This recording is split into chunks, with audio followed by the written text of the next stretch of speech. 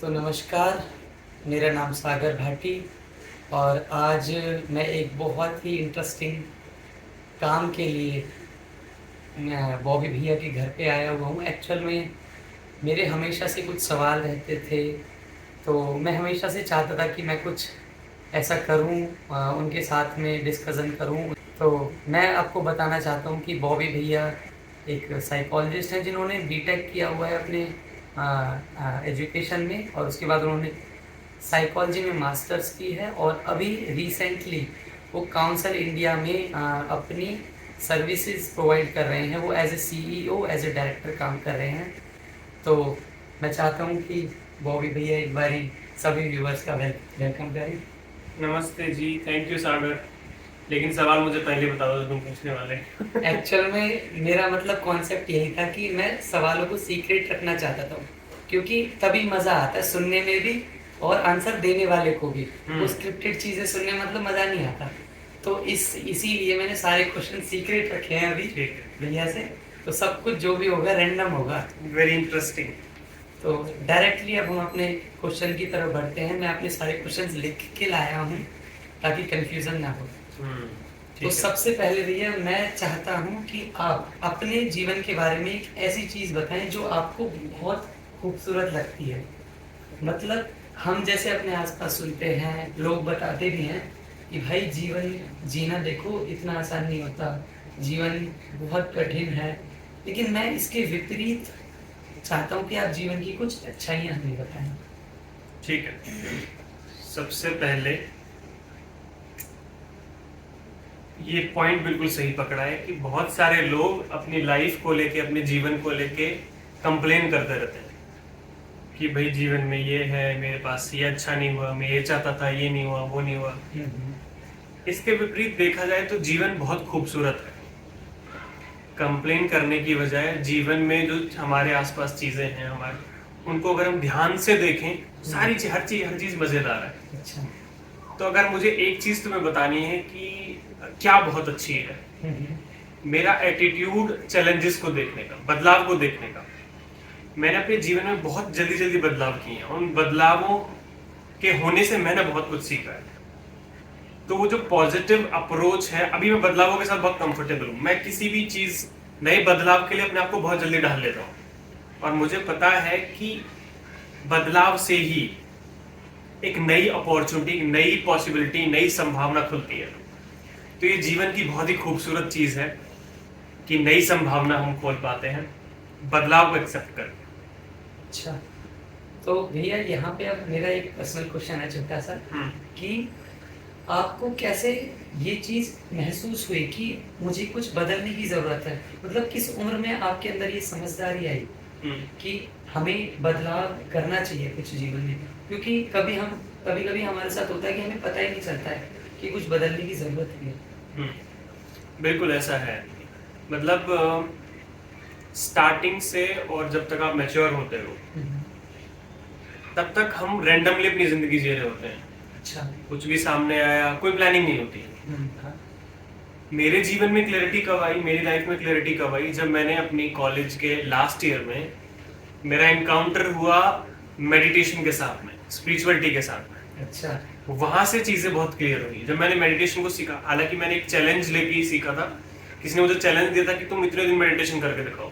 अच्छा। तो मैंने वो किया, तो उससे एकदम सारी चीजें अलग तरीके से समझ आनी स्टार्ट हो गई। हर एक चीज को इंटरप्रेट करने का तरीका बदल गया। फिर अपने आप को एनालिसिस करने का एक जुनून या एक इंसाइट मेरे अंदर डेवलप हुई। तो हर चीज को मैं देखता चला गया।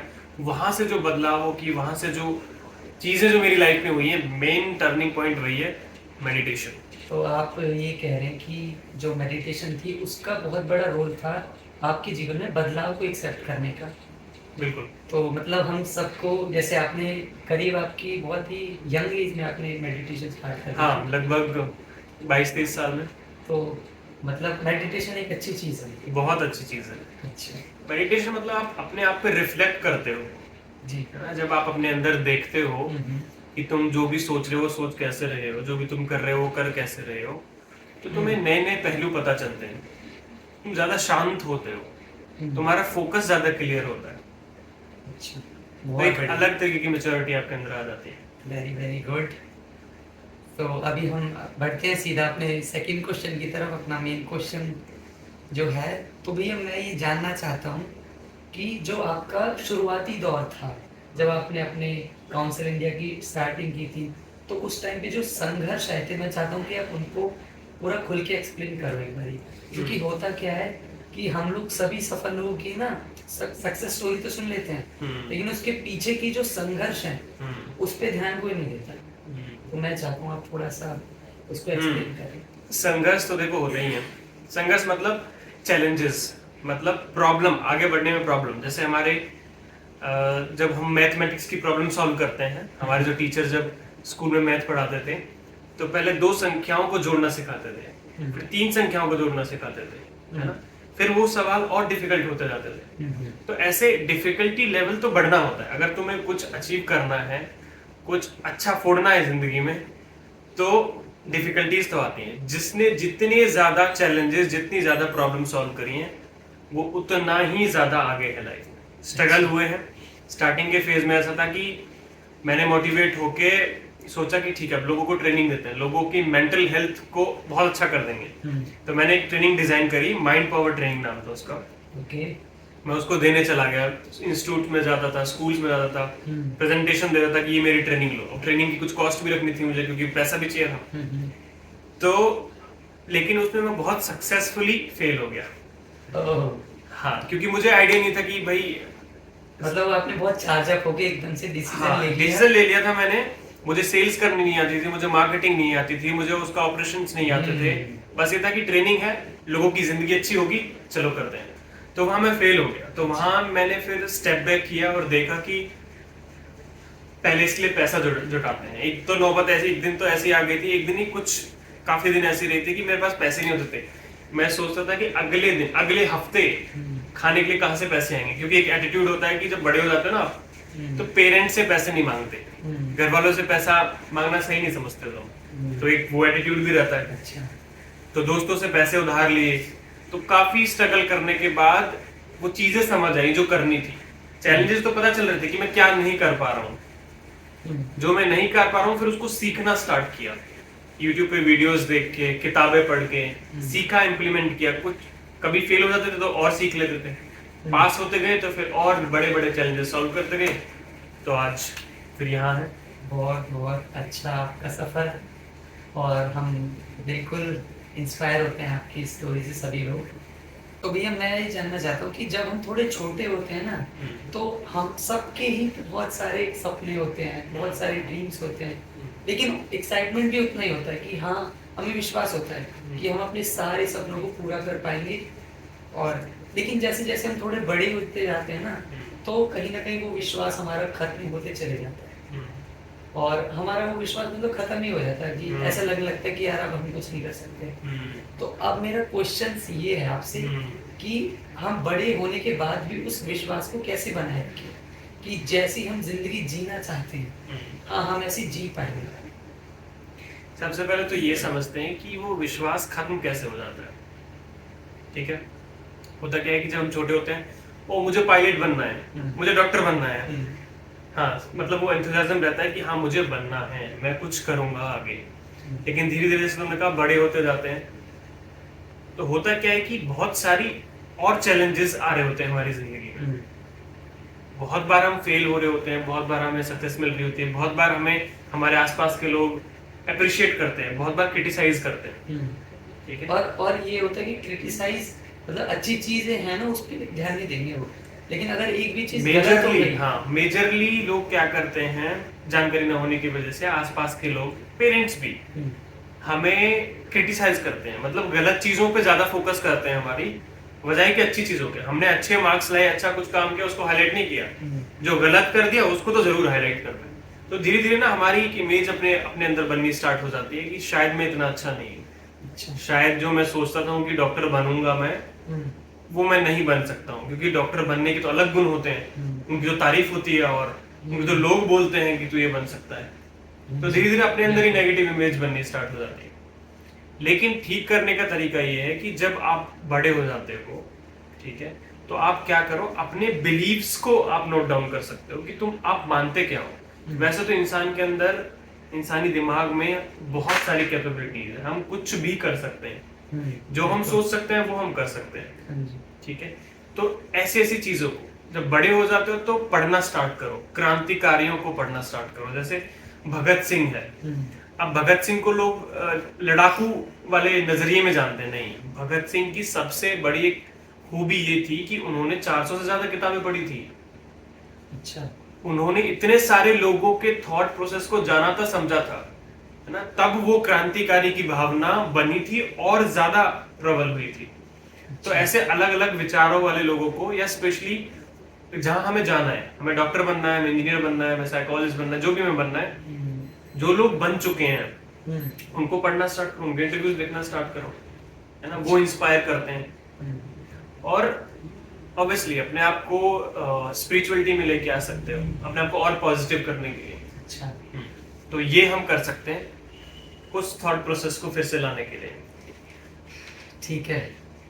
सो मेरा नेक्स्ट क्वेश्चन अभी ये है, जैसे हम थोड़े बड़े हो जाते हैं ना, तो चारों तरफ से हमारी कमियों के बारे में हमें ज्यादा बोला जाता है कि तू ऐसा है, तू तो ऐसा है। तो वो सुन सुन के ना हमें खुद से नफरत होने लगती है, एक खुद के बारे में एक इमेज क्रिएट हो जाती है। तो इससे हमारा आत्मविश्वास भी फिर मतलब थोड़ा गिरने लगता है। तो ऐसी सिचुएशन में अब हम खुद से प्यार करना कैसे सीखें, मतलब सेल्फ लव और अपनी देखभाल, सेल्फ केयर कैसे करेंगे? सेल्फ केयर करना कैसे सीखें? देखो, सबसे पहली चीज ये कि सिर्फ एटमॉस्फेयर से ही हम नहीं बनते, ठीक है, दोनों चीजें हैं। आसपास के लोग भी हमें इफेक्ट कर रहे हैं, प्लस अंदर से हम भी एटमॉस्फेयर को इफेक्ट कर रहे हैं। अच्छा। ठीक है, सबसे पहले तो ये जानना चाहिए कि हमें सेल्फ लव की, अपने आप से प्यार करने की जरूरत क्यों है। क्योंकि जीवन बहुत खूबसूरत है, जीवन को हम एंजॉय करने के लिए आए हैं, है ना। ऐसा नहीं है कि हम पैदा हुए और कुछ हमने किया, लास्ट में मर गए। कुछ नहीं, उस लाइफ को, उस जीवन को डिजाइन करना है। उसके लिए सेल्फ लव होना बहुत सेल्फ लव उसके लिए बहुत ज्यादा जरूरी है, ठीक है। और सेल्फ लव की बहुत छोटी छोटी चीजें हैं। जब भी आप कोई भी अच्छा काम करते हो, खुद अपने आप को अप्रिशिएट करो। इंतजार नहीं करना कि कोई आके तुम्हें शाबाशी देवे कि अच्छा काम किया, खुद अपने आप को शाबाशी दो कि वाह मैंने अच्छा काम किया। मुझे एक्चुअल में याद है, ये बहुत अच्छी पॉइंट एक निकल के आया, अगर गहराई से देखे तो, क्योंकि ऐसा बहुत कम हुआ था मेरे साथ में। मुझे पता है कि मैंने जब मैं छोटा था तो बहुत अमेजिंग चीजें की हुई है, और इतने नेक्स्ट लेवल की चीजें उस टाइम पे पता नहीं था मुझे, तो बस ऐसे मजे मजे मस्त कर देते थे। तो लेकिन अब जो एक इमेज बन गई ना, जैसे जैसे बड़े हुए, तो कहीं ना कहीं वो एहसास हुआ कि यार कोई अप्रिशिएट नहीं करता। मुझे याद है एक बार मेरी बात हुई थी, तो आपने मुझे टेक्स्ट पे चैंपियन कुछ ऐसे करके भेजा था, तो मेरे माइंड में वो हिट हो गया कि यार मतलब काफी टाइम बाद किसने मेरे को अप्रिशिएट किया, मतलब वो चैंपियन वाली फीलिंग ना वो अभी तक है। तो आपके उस एक वर्ड ने मतलब काफी चेंज लाया मेरे में। वहां से मुझे थोड़ा सा फील हुआ कि मेरे को किसी ने चैंपियन बोला, तो मैं खुद को रिपीट, जैसे आपने बोला ना, हमारे अंदर से भी हम खुद को इफेक्ट करते हैं, खुद अपने आप को अप्रिशिएट कर सकते हैं और अपने लिए अच्छी बातें बोल सकते हैं। तो अभी मेरा एक और क्वेश्चन है आपसे, क्योंकि आप साइकोलॉजी बैकग्राउंड से हैं, मेंटल हेल्थ की क्या इम्पोर्टेंस है आपके पॉइंट ऑफ व्यू से, जो स्पेशली जो ऑफिस वाले लोग हैं वो अपने मेंटल हेल्थ को अपने रोजमर्रा के जीवन में कैसे अच्छा बना सकते हैं?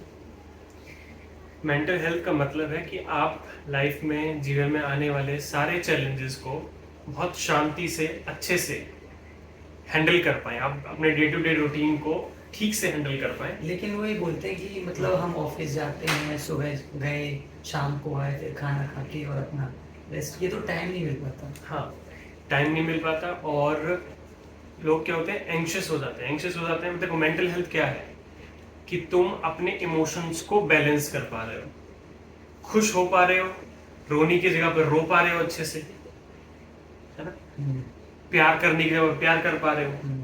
तो सारी चीजें अगर बैलेंस हैं तो आपकी मेंटल हेल्थ ठीक है। अब डिसबैलेंस कब हो जाती है कि आप काम पे जा रहे हो, वहां भी बहुत सारे चैलेंज हैं, वहां कई बार गुस्सा आ जाता है, वहां कई बार टारगेट ऐसे मिलते हैं कि भाई डर लगने लगता है, एंजाइटी हो जाती है। लोगों से हमारे थॉट्स नहीं मैच होते। हाँ, कि क्या होगा, हम्म, फ्यूचर में क्या होगा, है तो थोड़ा धीरे धीरे क्या होती है, हमारी मेंटल हेल्थ खराब होनी स्टार्ट हो जाती है। उससे और भी बहुत सारे डिसऑर्डर डेवलप हो सकते हैं हमारे दिमाग में। तो हमें क्या करना है, एक हेल्दी लाइफस्टाइल फॉलो करना है। अच्छा, मतलब वो मतलब खुद से डिजाइन करना है। खुद से डिजाइन करना है कि मान लो कौन कौन सी चीजें मेरी फिजिकल और मेंटल हेल्थ के लिए ठीक है। फॉर एग्जाम्पल फिजिकल एक्टिविटी करना या एक्सरसाइज करना, योगा करना, इनसे भी हमारी मेंटल हेल्थ सुधरती है। कैसे? जब हम कोई भी एक्सरसाइज करते हैं, अपनी बॉडी को मूवमेंट कराते हैं, उसके बाद हमारे ब्रेन के अंदर एक केमिकल रिलीज होता है। अच्छा, वो केमिकल क्या करता है, न्यूरोट्रांसमीटर होता है बेसिकली, उसको साइकोलॉजी की भाषा में न्यूरोट्रांसमीटर बोलते हैं। उस केमिकल के रिलीज होने से हमें एक फील गुड वाली फीलिंग आती है। हम अच्छा। अपने इमोशन को अच्छे से एक्सप्रेस कर पाते हैं। अच्छा, मतलब वो केमिकल रिलीज होने के बाद में हमें अच्छा महसूस होंगे। अच्छा महसूस होता है। तो बेसिकली मेंटल हेल्थ ये है कि आपके जो सारे केमिकल्स हैं वो अच्छे से रिलीज होते रहे। अच्छा। है ना, ब्लॉक हो जाते हैं तो फिर आपकी मेंटल हेल्थ में दिक्कत आ जाती है।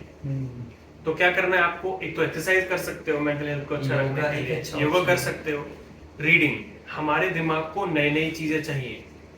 अगर आपके पास कोई नई इंफॉर्मेशन भी नहीं आ रही है तो बहुत दिन तक आप तभी भी मेंटली डिस्टर्ब हो सकते हो। ओके। ठीक है, अपनी बॉडी को अच्छे से चलाना, योगा, एक्सरसाइज, फिटनेस, हर चीज की वजह से, प्लस नई नई चीजें सीखना, ये दो मेजर ऐसी चीजें हैं जो आपकी मेंटल हेल्थ को बहुत सही रख सकती है। तो इनको मतलब हम ऐसे 10-10 मिनट भी कर सकते हैं स्टार्टिंग में? 10-5 मिनट से स्टार्ट कर सकते हैं। असरदार रहेंगे।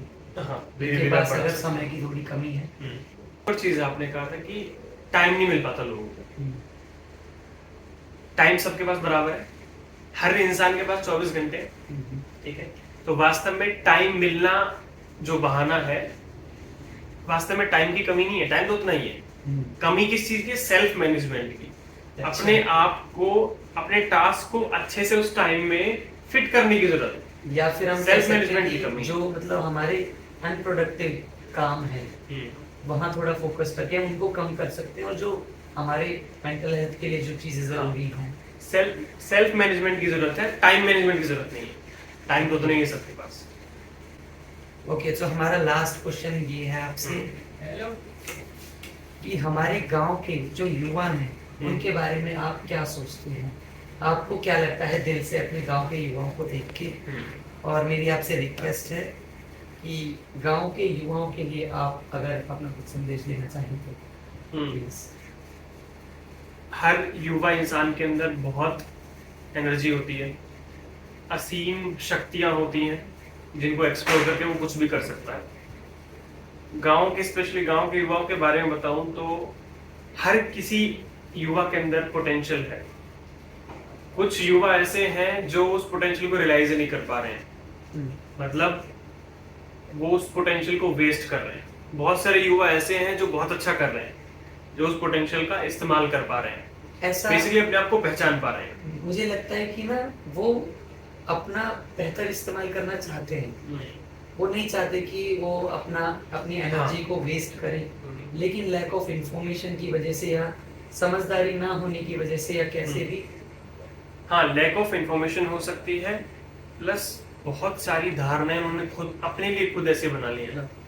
अच्छा। या हो सकता है कि कई बार बहुत सारे लोग फेल हो गए हो। इतनी बार मैं देखता हूँ कि हमारे गांव में बहुत ज्यादा लोग आर्मी की तैयारी कर रहे थे, है ना, करते हैं, कुछ सक्सेस होते हैं, कुछ फेल हो जाते हैं, कोई 2 या 3 बार फेल हो गया। तो धीरे धीरे लोग क्या करने लगते हैं, युवा अपने लिए एक नकारात्मक इमेज बनाना स्टार्ट कर लेते हैं कि मैं तो कुछ कर ही नहीं सकता, जबकि ऐसा नहीं होता। आप और भी फील्ड है, और जगहों पे कुछ कर सकते हो, आप एडवाइस ले सकते हो लोगों से, आप करियर काउंसलिंग के लिए जा सकते हो। अगर आपको कुछ समझ नहीं आ रहा ना कि आपको कौन सी फील्ड में जाना चाहिए, क्या करना चाहिए, अभी वो कैसे बेस्ट अपनी लाइफ को कर सकते हैं, तो उनको करियर काउंसलिंग के लिए जाना चाहिए। तो एक सही एडवाइस भी उनको हेल्प करेगी। लेकिन बहुत सारे लोग हैं, बहुत सारे युवा हैं जो बहुत अच्छा कर रहे हैं, तो उनके लिए कीप इट अप, प्लीज करते रहो। अगर एक एडवाइस मुझे युवा भाइयों को देनी है, वो ये है कि कुछ भी ना छोटा मत सोचो, अपने आप को ना मीडियोकर बना के मत रखो। हम गांव में मोस्टली जो लोग होते हैं वो मीडियोकर होते हैं, मिडिल सभी क्लास, लोग मिडिल क्लास हैं, मिडिल क्लास नॉर्मल होते सी हैं। बात है। हाँ, तो हम क्या करते हैं, ना तो बिल्कुल डाउन जाना चाहते हैं हम्म। और हमें बहुत ज्यादा ऊपर जाने में, रिच बनने में या फिर बहुत अमेजिंग चीजें करने में, ग्रेट चीजें करने में भी इंटरेस्टिंग। दिक्कत होती है। मतलब ऐसा लगता है नहीं, हम तो वो है ही नहीं, है ना। अगर मान लो मैं कहता हूँ कि मैं दुनिया की सबसे बड़ी मेंटल हेल्थ की कंपनी बनाऊंगा, ठीक है, अब ये मैं सोच सकता हूँ, अभी मेरा कॉन्फिडेंस ये है। लेकिन जब हम मीडियोकर होते हैं तो ये चीजें ना हमें समझ नहीं आती कि नहीं, ऐसा हो ही नहीं सकता, मैं बना ही नहीं सकता। अच्छा। तो ना तो हम ऊपर जाते हैं, ना ही फिर नीचे जाना चाहते हैं, क्यों नहीं, हम नीचे भी नहीं जाएंगे। तो एडवाइस ये है कि भाई बड़ा सोचना स्टार्ट करो, तुम कर सकते हो, ये पॉसिबल है। तुम जब बड़ा सोचोगे और उसे बार बार सोचोगे, उस बड़े थॉट को, उस बड़े सपने को लिखना स्टार्ट करो। अच्छा। और फिर धीरे धीरे उसके लिए रिसोर्सेज जुटाओ कि अब पहला स्टेप बनाओ, उसके पहले क्या कर सकते हो, दूसरे नंबर पे क्या करना है, तीसरे नंबर पे क्या करना है, कितने टाइम में ये कर सकते हो। जब खुद से इतना सोचोगे ना, दिमाग लगाओगे, सब कुछ पॉसिबल है। और तुम्हें फिर ऐसे लोग मिलेंगे जो तुम्हारी मदद करेंगे उस चीज में। तो मीडियोकर मत रहो भाई, बड़ा करो, कुछ तुम कर सकते हो। अब जाओ, अच्छे ड्रीम्स बनाओ और उनको फॉलो करो, स्टेप्स बनाओ उनके लिए।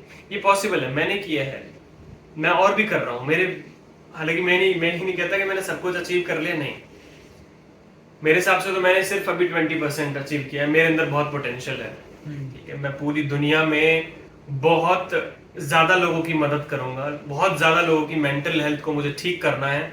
और मेरे पास पूरा प्लान है, अगले 20-30 साल का प्लान है कि मुझे कैसे करना है। सारी स्टेजेस, सारे स्टेप्स मैंने लिख लिए हैं। फिर उसके साथ साथ जहां जहां जब जब मुझे मौका मिलेगा लोगों की हेल्प करने का, अपने समाज को, अपने आसपास की चीजों को अपलिफ्ट करने का, वो मैं करूंगा और पूरे दिल से करूंगा। और मैं चाहता हूं कि सारे युवा भी ऐसा सोचें, अपने बारे में भी सोचें, पहले अपने आप को अपलिफ्ट करें, फिर जो समाज में अच्छी चीजें हो रही हैं, अच्छे लोग हैं, उनके साथ भी जुड़ें, उनसे बात करें, उनसे सलाह लें, है ना। तो अच्छी चीजों को और बढ़ावा दें। सलाह का एक बहुत बड़ा रोल होता है, एक जो हमारी एज होती है ना, वो जिसपे हमें करियर पे भी फोकस करना होता है, तो हमें इम्प्लीमेंट भी करना चाहिए, जो कि हम नहीं करते। हम सोचने लगते हैं कि जो हम सोच रहे हैं हाँ वो ठीक है, हम ऐसे ही कर देंगे। तो कई बार हमें अब एक्सेप्ट करना चाहिए इस चीज़ को कि हाँ हमें नहीं मालूम अभी और हमें पूछने की जरूरत है, तो पूछना चाहिए। बिल्कुल। तो यहाँ पे मतलब एक हमारा एंडिंग की तरफ बढ़ते हुए एक छोटा सा क्वेश्चन आ रहा है। पूछ लो। एक छोटा सा क्वेश्चन मुझे बड़ा अच्छा लगता है क्वेश्चंस का आंसर करना, बहुत पहले से ही, है ना। हालांकि तो भाई देखो यहाँ पे भैया ने अपना पॉइंट ऑफ व्यू क्लियर कर दिया, किसी को भी कैसे भी क्वेश्चन, हाँ, तो आप भैया को कॉल करके पूछो, अपने सारे डाउट्स हैं जो भी हैं पूछ सकते हो। मैंने बहुत सारे यूट्यूब चैनल्स पे इंटरव्यूज दिए हैं, लोगों ने सवाल पूछे हैं, मुझे बहुत अच्छा लगता है। और ऑल इंडिया रेडियो में भी 2 साल पहले मेरा इंटरव्यू हुआ था, तो अलग अलग जगहों पे मुझे अच्छा लगता है। और मैं भी कुछ टॉक शोज करता हूँ कुछ साइकोलॉजिस्ट के साथ, तो मैं भी इम्प्रॉम्प्ट क्वेश्चन पूछता हूँ। मैं कभी तैयारी नहीं करता कि मुझे सवाल पूछना है, ऑन द स्पॉट सवाल पूछता हूँ। तो पूछना और बताना दोनों मुझे बहुत अच्छा लगता है। तो मेरा लास्ट क्वेश्चन अब ये था कि आप अपना एक जो डेली रूटीन है, जैसे आप दिन की शुरुआत में क्या करते हैं, आप दिन के मिड में क्या करते हैं, और आप दिन के अंत के समय में कैसे अपने दिन को खत्म करते हैं, तो उसके बारे में शॉर्ट में पूरा वो बता सकते हैं। ठीक है, मैं जल्दी से बता देता हूँ। सबसे पहले मॉर्निंग में मैं अपने पूरे दिन की तैयारी करता हूँ पहले 2 घंटों में। मतलब जिसमें मैं उठते हैं? मैं 6 बजे उठता हूँ। अच्छा, ठीक है, 6 से 8:30 बजे तक 2 से ढाई घंटे में वो सारी चीजें करता हूँ। जैसे कि मैं मेडिटेशन करता हूँ 1 घंटा, मैं आधा घंटा पढ़ाई करता हूँ, आधा पौना घंटा मैं एक्सरसाइज करता हूँ। पढ़ाई मतलब सेल्फ हेल्प बुक्स? हाँ, पढ़ाई मतलब लीडरशिप से रिलेटेड किताबें मैंने खरीदी हुई हैं, साइकोलॉजी से रिलेटेड किताबें खरीदी हुई हैं, तो मैं वो पढ़ता हूँ।